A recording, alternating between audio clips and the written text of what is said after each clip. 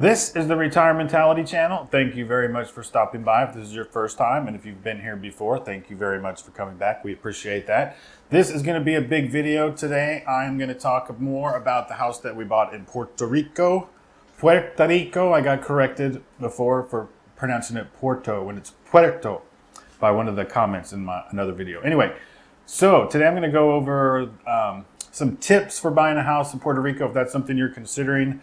We closed about 2 months ago on our house over there. So I'm going to kind of talk about how we found the house, some tips on where to look if you're shopping for a house in Puerto Rico. I'm going to talk about the realtor experience. I'll talk a little bit about the lending experience. We didn't use a loan in Puerto Rico to get the house, but I'm going to touch on lending choices for you if you're going to need to get a loan for your house. I'm going to talk about title. I'm going to talk about lawyers. We're going to cover all the bases. And then at the end, I'll kind of have final thoughts on tips and recommendations. So if you get bored, sorry, I'm going to try to make it as entertaining as I can. But at the very end, there's going to be my final thoughts and some more tips. So I encourage you to watch the whole video if you are thinking about buying a house in Puerto Rico. It is not like buying a house in the U.S. A lot of people say it's the same, but it's not. There's a lot of differences. So I'm going to tell you where we got tripped up, where we had problems, where things were easy, and we're going to get into all of it right now. So here we go.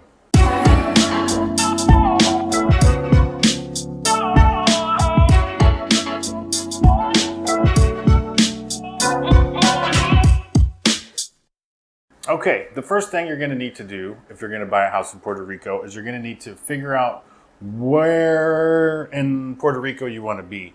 If you want to be in Rincon, or you want to be in San Juan, or Old San Juan, or on the east, on the west, on the south, in Ponce.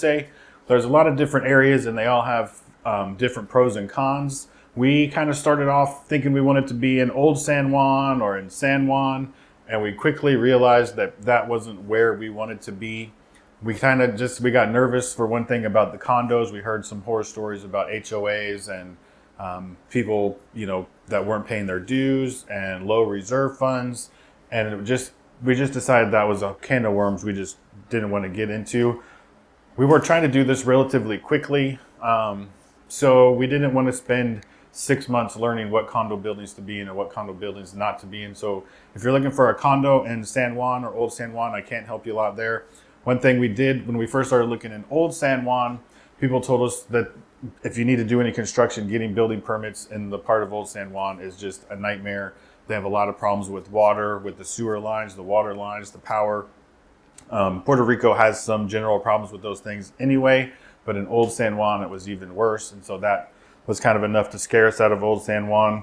We also heard that in Old San Juan, it's gotten a lot more popular for investors recently, and it's driven the price of the real estate up. But all these investors are turning those properties into Airbnbs, and so it's driving the cost per night for the Airbnb rentals down. So as far as making money, it wasn't as good of a choice in Old San Juan. You might be better in San Juan than Old San Juan for that. So there's my quick thoughts on Old San Juan and condo buying. Other than that, that's all I know about condos. You got to do your own due diligence on that. But this video will still help you as far as getting a realtor and title work and all those things. The reason that I say that you need to narrow your search down to where you want to be is because realtors don't work the same in Puerto Rico as they do in the States. Buyer's agents don't really exist. A lot of people say they don't have an MLS system in Puerto Rico, but they do have an MLS system. It's just nobody uses it. Everybody who lists a property, they don't want to share the commission with the other agents. And I'm going to get some pushback on this from realtors, but this was my experience. And if you go online, 99% of the people are going to tell you the same thing. I'm a realtor myself, not in Puerto Rico, but the buyer's agents don't exist. So you're going to be dealing with the seller's agent. And so you're going to need, we're used to being loyal to one agent, and you just can't have that loyalty in Puerto Rico. You got to call every listing agent for every property. You got to call listing agents for properties that you're not interested in. You got to have, the more eyeballs you can have looking for you, the better you're going to be. And when I say make connections, not just realtor connections, go into the little local bar, restaurant, talk to the people in the bar. They know what's for sale in the area. There's Facebook groups you can get onto. There's a couple Puerto Rico specific Facebook groups. You can get into those Facebook groups, and people are very helpful in there as well. And HOAs, if it's like the neighborhood that we're in has an HOA and there's a president of the HOA and he's dialed into the neighborhood that we're in. So talk to HOA presidents or members. If you're looking for a condo, that's another good thing. Talk to the HOA board. They may know of other condos for sale in a specific building if you've narrowed your search to a building. The more connections you can make, the easier it's going to be. It's still pretty old school in Puerto Rico. So just get out there and shaking hands and kissing babies and doing all that. It's going to go a long way for you. And you're going to have to do some old fashioned just driving around and looking for Savende signs. A lot of people just put a sign up and that's it. They use a couple different websites, which we'll talk about, but just driving around and beating the streets. That's why I say if you narrow down your search and you just spend some time in that neighborhood driving around and looking for sale signs, that can yield good results as well. But Jeff, you're saying to yourself, I don't live in Puerto Rico. How can I drive around neighborhoods? How can I go to bars? How can I shake hands and meet people? Well, you're going to have to go to Puerto Rico and do a little bit of work on this. But like I said, once you've got it narrowed down, there are a couple of different websites you can go to. You can go to Clasificados. I'll put that website here, and I'll also put descriptions and links down. I'll put links in the description down below of these different websites and things that can help you out. But Clasificados is a good website. That's where most of the people post their stuff in Puerto Rico. Point to Point is another one. I'm going to get fancy with my putting stuff on the screen here for you. Clasificados, Point to Point. Zillow's getting a little bit more popular, I think. I looked on Zillow as well. You can go on Realtor.com, all the main places you go in the U.S., but you're going to need Point to Point was one that I hadn't used before, Puerto Rico, and also the Clasificados one is a big one down there. So go to all those different websites. That's going to be big. And most of them have translations. If you don't speak Spanish, you can translate them into English. They have a map feature. They're pretty good websites, so you can get a lot of information there as well. So you're going to, if you're not there, you're going to have to do a lot of the legwork on these websites. And then, like I say, making connections with realtors. So you can do a lot of the work from afar. Like I say, I don't live in Puerto Rico. I live in St. Thomas, which is only 40 miles roughly away. So it's close, but it's a $100 plane ticket round trip to go back and forth, even though it's like 18-minute flight. But it took us, I think we went to Puerto Rico the first time. We decided we liked it. We thought, maybe we should buy a house here. We went back to Puerto Rico for kind of a vacation, and I sort of made my wife look at a few properties while we were there. And that's when we put the offer on the house that didn't go through. And then we decided we liked that neighborhood. So then when we found a second house in that neighborhood, we flew back one more time specifically to see that house. So it took us really only 2 trips, real estate shopping, to go there. At $100 a plane ticket, plus you can rent a car for about $100 a week, and you can find places to rent on Airbnb for $50 a night and up, depending on how nice of a place you want to stay in. So, you're going to invest a little bit of money into it, a couple $100. It was probably for me and my wife to fly there twice. That's $400 plus 2 rental cars. That's $500. That's $600 plus call it $300 So for less than $1,000, we took 2 trips to Puerto Rico to find our house. So you are going to have a little bit of boots on the ground. One of the reasons that I say you're going to need boots on the ground and actually time in Puerto Rico is you're just, I don't know a nice way to say this, you're going to get a lot of bad information. We had realtors give us bad information. We had property managers give us bad information. We had homeowners give us bad information, wrong square footages, wrong sizes of the lots, just telling you that the house makes way more money as a short-term rental that it's going to make, or how much you would get as a long-term rental. Just all the numbers everybody gave us. I just got to the point where I just didn't believe anybody, and I only trusted my own research. So that's why I say you're going to need to put a little bit of time verifying the things that people say. If you narrow the process, and through the process, if you narrow it down to a couple of different houses, when you get there, you're going to just find that whatever they told you on the phone probably isn't true. So you're going to have to go to Puerto Rico. Okay, the next thing that I want to talk about is lending. Like I said before, we did not get a loan in Puerto Rico. I started down that road, talked to a couple of different lenders. You're going to have to ask your realtors and go on the Facebook groups and ask people who a good lender is. But the same couple names will keep popping up, and then you're going to have to call them. I got a list of 10 different lenders when I started calling lenders. I called all 10 of them. Most of them didn't answer the phone. maybe 2 of them called me back. So your list gets narrowed down real short just based on who's going to talk to you and who's going to be responsive and who's going to actually act like they're going to work for you, which was the same case with a lot of realtors. Also, it's going to be hard to get realtors to call you back. You have to be persistent, but we're talking about lenders. So if you are going to get a loan in Puerto Rico, the interest rate's going to be a point or 2 points higher than it would be in the States, and they're probably going to require a minimum of 20% down, maybe a little bit more. And sometimes it can take, in the US, we're used to 30-day closings. And if you're getting a loan in Puerto Rico, I would do a contract at least for 60 days, just in case problems with the lender pop up. So they are a little bit more difficult to work with. So keep that in mind. Your best option, if you can get a line of credit, maybe you could do a HELOC on your primary residence. If you're keeping your house in the States, you could get a line of credit. Or what I did, I had a house, one of my rental properties, I didn't have a mortgage on.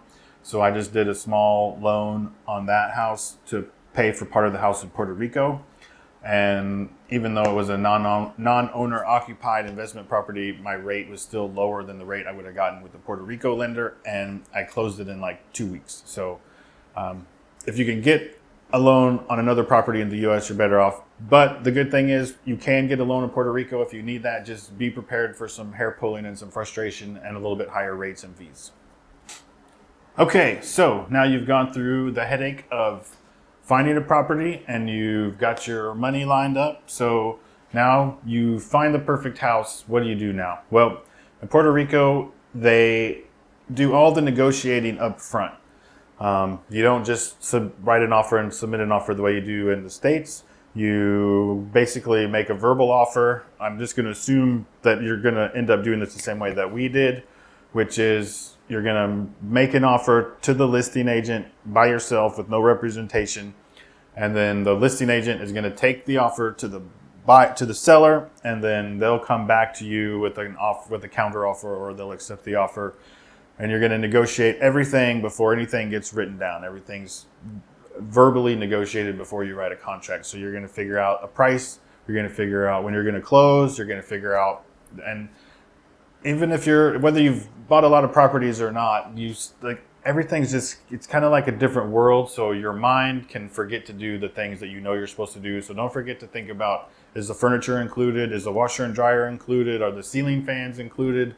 Is the fence and whatever is there that you want, be sure that you make that part of your negotiation. When our contract came back, it was in Spanish, and my wife is from Spain. She speaks Spanish, but a lot of the legalese terms in the contract weren't words that she was used to. Even though we've bought and sold many properties in the U.S., there was just words in this contract that she wasn't familiar with.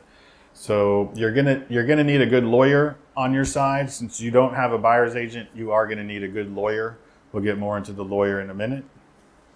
But the contract, since there's no buyer's agent involved, and it seems that every realtor or agent in Puerto Rico has their own form. There's no standardized forms, it seems, that they use. So I'll just expect that the contract is going to be way in favor of the seller, and just read it 10 times, because it's not there to help you at all. It's there to protect the seller and the seller's rights and the seller's agent, and nothing there to help the buyer. So again, this is where you need your lawyer to go through the contract and find a lawyer who is experienced and has done this a lot of times and knows what to look for. And be sure you get your own contingencies in there. Be sure you put inspection contingencies, and be sure you put appraisal contingencies if you want those things to happen. If you want it, well, we'll get into that in a minute also. But be sure you get all of your contingencies. We had to rewrite the contract several times, and my lawyer, after she translated it into English, then she added back in the things that we wanted, and then the seller wanted to change things. So we did the contract, even though we negotiated everything before the contract was written. Once the contract was written, we still had to go back and forth with the contract a couple of different times. So a good lawyer is worth the money that you spend. And the contracts in Puerto Rico are not the same as contracts in the States. They're option contracts. In the US, we use purchase contracts. This is an option to purchase contract. So another thing to keep in mind, you're used to putting your EMD money, your earnest money deposit. In the US, is usually 1, or on the high side, 2% of the purchase price. But with these option contracts, they're going to be more like 5% is typical. They can ask for as much as 10% down as an earnest money deposit.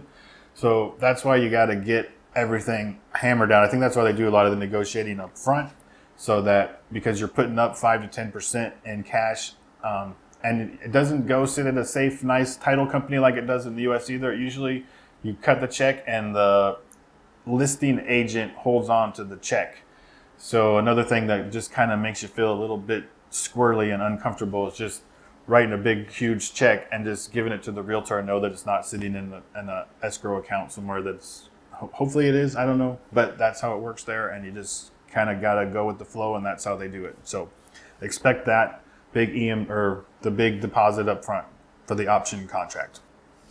And I want to touch on this for a minute too, because when you're trying to figure out what price to offer, a lot of the prices that people have in Puerto Rico are just way too high. But to get sales data is next to impossible. It's hard to find data there. There's a website called Tasimax. I'll put a link down below for that you're supposed to be able to use. I think it's a pay website. I didn't end up using that one at all. I ended up using something called AirDNA. It's like Airbnb, but AirDNA, and it's .co, airdna.co. I'll put a link down below. If you haven't seen this before, it's a cool website. It works if you're buying investment properties anywhere on the planet. This is a website you want to know about. You can go on there and you can pull up data from other people's vacation rentals, and they can show you how many days it was rented, how much it's rented for, how much income they have, and they can aggregate the data for neighborhoods, for cities. It's a really slick thing. They have a free version which you can poke around on and get some information. But if you use my link down below, there's a paid version, and it's worth the money. You're buying a piece of property, a very expensive thing. It's worth it to spend a little bit of money. And I think that this Airbnb, especially if you're going to do vacation rentals with the property that you're buying, it's worth it to spend the money and get a subscription for a while on that thing. Even when you're I used it in the very beginning when I was trying to figure out Old San Juan, Rincon, Humacao, Palmas del Mar, Luquillo, Fajardo, all the different places. We didn't know where we wanted to be. So I was looking at all these places, and I used this AirDNA website to look and see what kind of vacancy rates I could get, what kind of rents I could get, and it helps you with the ROI that you're going to get.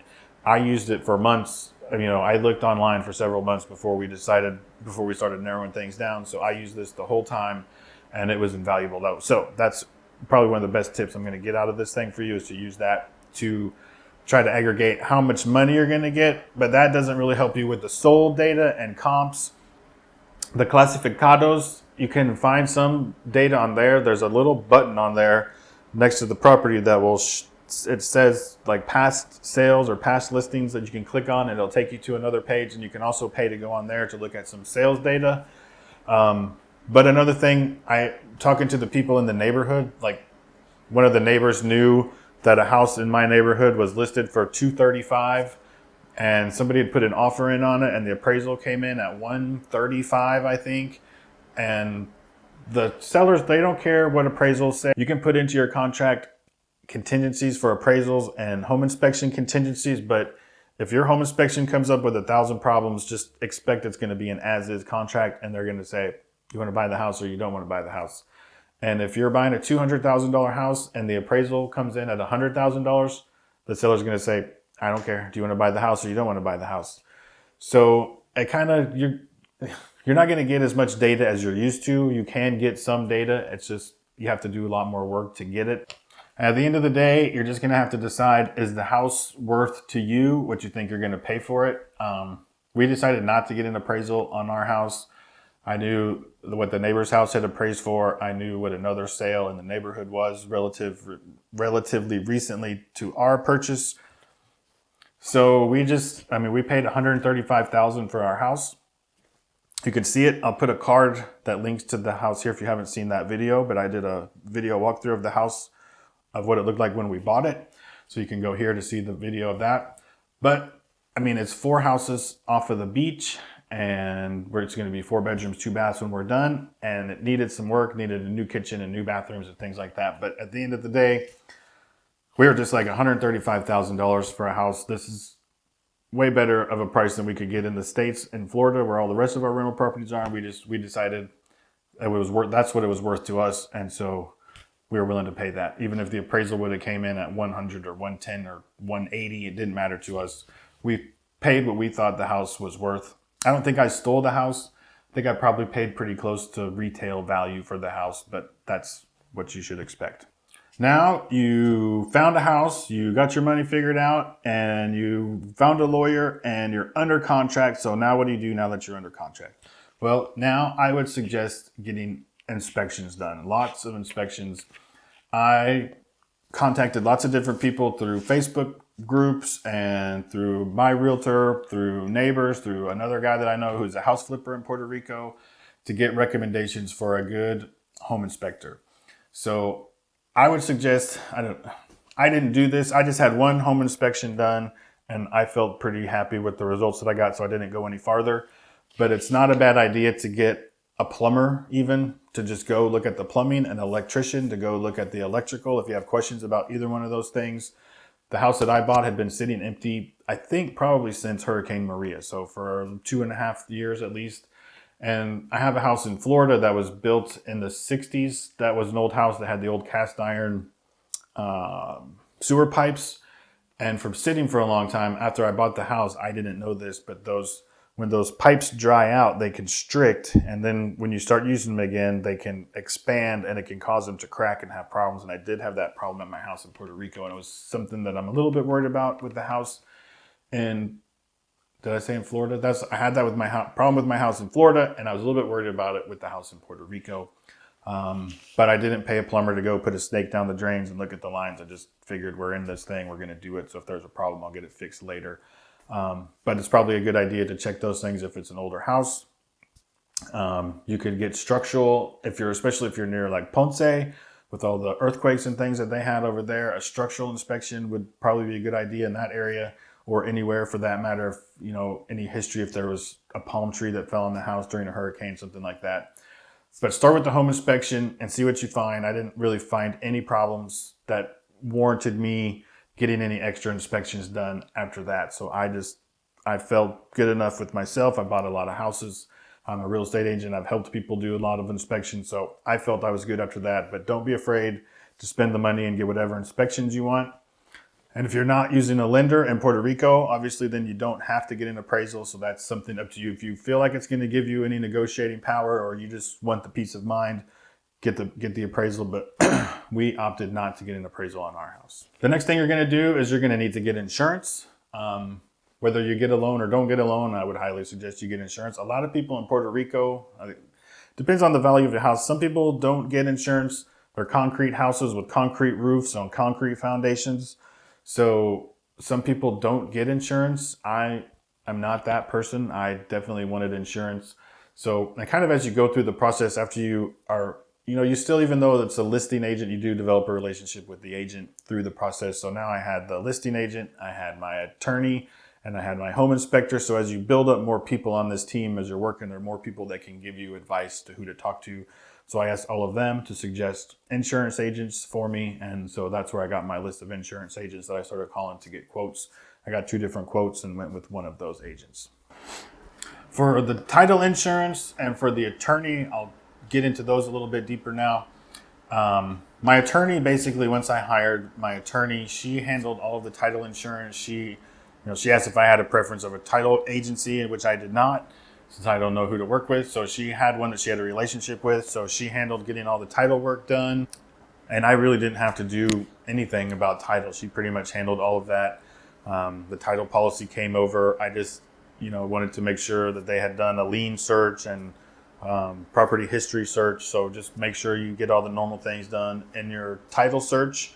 But other than that, my attorney handled all of that for me. It was pretty simple. The only suggestion that I have for you as far as the title work and recording, after you sign all the paperwork, things need to be recorded a little bit differently than they do in the States. They have to be recorded in the state or where the property is. There's a few nuances there what your attorney should know, but just read up on it a little bit before you get to the closing table, just so you know what needs to be done, so that you know that you get the copies back. I've heard stories of people closing on properties and then the paperwork never got filed and they went to sell the property later and there was no record of the sale. So be sure everything gets recorded. Okay, the last step, now the closing. You're at the closing table. Closings are a little bit different in Puerto Rico. Everybody goes at the same time. The seller, the buyer, the seller's agent, your attorney, you, everybody's all in the same room. We were having a hard time getting all of our schedules to match. And I kept saying, like, why can't the seller just sign and then why can't we sign later? But everything has to be signed and dated on the same day. So even if you can't get your schedules to match at the same time, you got to have them done on the same day. And the seller changed his plans twice and I changed mine once so that we could get this thing all worked out. And we ended up closing at my attorney's house at 8 o'clock at night on a Saturday. We literally flew to Puerto Rico and landed at 7 p.m. and we got an Uber and we Ubered straight to my attorney's house, and the seller was there and the seller's agent was there, and we all sat in my attorney's house and we signed all the paperwork and that was it. I hear stories that a lot of times it takes 4 or 5 hours because they want to tell you all the stories about the house and they grew up in it and the papaya tree in the backyard and everything else. Ours didn't really take that long. I think we were in and out of there in an hour. But be prepared that that's how the whole thing goes down. And usually, I think it's usually done at the attorney's office. It's a good time. While we had the seller there, our house has a solar hot water heater on top of the roof and there's a cistern in the backyard.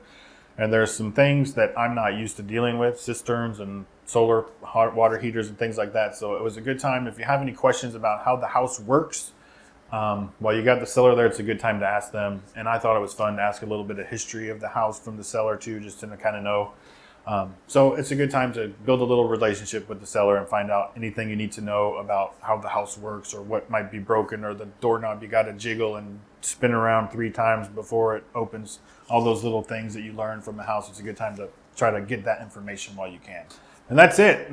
I walked you through all the way from thinking about buying a house in Puerto Rico to the closing table. I hope that information was helpful. I'll talk a little bit about just the overall experience of how I thought of it now that it's all done.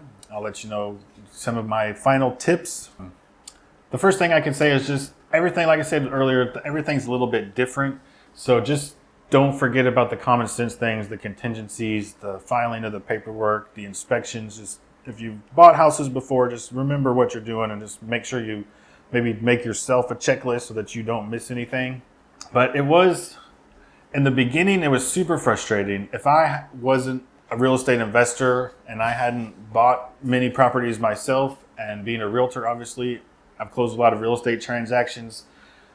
I would say it was pretty frustrating in the beginning and intimidating, and it just felt like all the misinformation people were giving me, it really felt like people were trying to either take advantage of me, and I started to get a little bit nervous. So you got to stay strong, be tough, use your past experience to help guide you through what you need to do. Use your gut a lot is a good advice. Just if something seems weird or off, just walk away from that and move on to the next house. Don't forget to check things, which you normally would do. Check and see how much the taxes are. Taxes for me are about the same as they were in Florida, about 1% of the property value. Check HOA fees. Like, I bought a house in a neighborhood, but it still has HOA fees. It's like $20 a month, but it's a gated community, so we have to pay for the gate and some maintenance and that sort of thing. So whether you're a condo or a subdivision, make sure if there's an HOA, find out what the fees are. And especially if you're in a condo, make sure they have a reserve account and the HOA has money and there's not 50,000 people who are delinquent on their HOA fees. And find out what the rules of the HOA are. Can you park a boat in the yard if you want to have a boat? Can you have a dog if you want to have a pet? Are they going to make you cut your grass every 6 weeks? They keep it like a golf course. Like, those are things you need to know, the rules of the HOA as well. So be sure you check on those. Even things like parking. If you're in San Juan or Old San Juan, find out about parking. That could be a huge issue, especially even if you buy a condo, they may have only parking for one car, and parking on the street can be a bit of a nightmare in some of the places we stayed at in Airbnbs while we were there. So check on parking. The overall neighborhood, just sometimes I always tell people as part of my realtor skills, when people narrow it down to the house they want, sometimes I'd say just sneak back over here at night and sit here like after, a lot of times you're looking at houses in the middle of the day and everybody else in the neighborhood might be at work. So if you go over in the evening or on a Saturday, sometimes it's good to sit there and listen. Maybe there's a rock band that practices in the garage next door or whatever. I mean, there could be a lot of different things. So it's good to maybe just check the neighborhood, drive around, see if there's a lot of other empty, dilapidated houses, that sort of thing. Check the neighborhood, and not just at 2 o'clock in the afternoon, but check it in the evening or on a weekend as well. And when you're doing the contract, like I said earlier, don't forget to figure out what stays with the house, what doesn't stay with the house, and figure out who pays what. Make sure all the closing costs are spelled out in the contract as well. Don't forget to check for tax breaks, whether you're coming for Act 60. I think that replaced Act 20 and 22 now, but check and see if there's any tax incentives for you to buying a house in Puerto Rico, whether it's going to be for income purposes or if you're going to use it. If you're a day trader or a crypto trader, there's a lot of incentives to buying a house in Puerto Rico. Or if you start a business in Puerto Rico, there's a lot of tax advantages. So check all those things if you hadn't considered those and you're a business owner or you buy stocks. Those are some things to consider as well. And you need to consider property laws in Puerto Rico are different. It can be a real mess as far as what happens to the house if you die and who's going to get it. If you and your spouse die, or you don't have a spouse, or you have kids, the way that it goes to the heirs, it's a big mess in Puerto Rico. So figure that out, get a will. And I haven't done that yet. I got to still do that. But be aware that those rules are very different. So it's better to do it right when you buy the house, or you're just going to forget about it like I did until I just right now started talking about it. So that's something to consider in Puerto Rico as well. Also, check into opportunity zone investing. This is a great way. It's sort of like a 1031 exchange. You can buy a house in opportunity zone and sell it. And if you reinvest the money, there's some time frames like 8 years. After 8 years, I think you have to own it. And then if you reinvest into another house in an opportunity zone, you can pay zero capital gains taxes. Or if you wait 5 years, you can reduce the tax liability to like 10%, 20%, depending on how long you've had the house. So if you're thinking about buying multiple properties in Puerto Rico, or buying and selling or flipping or any of that stuff, check out buying in opportunity zones. There's a lot of opportunity there. See what I did there? And then the last thing is just getting the water and the power turned on. Apparently is a big pain in the butt. So the seller had suggested a handyman that had done work on the house that we bought, and he had done work on other houses in the neighborhood or the area. And so he said it'd be easier to just hire him to go get the power and the water turned on. So we did. We paid him like, I can't remember, we paid $200 or something.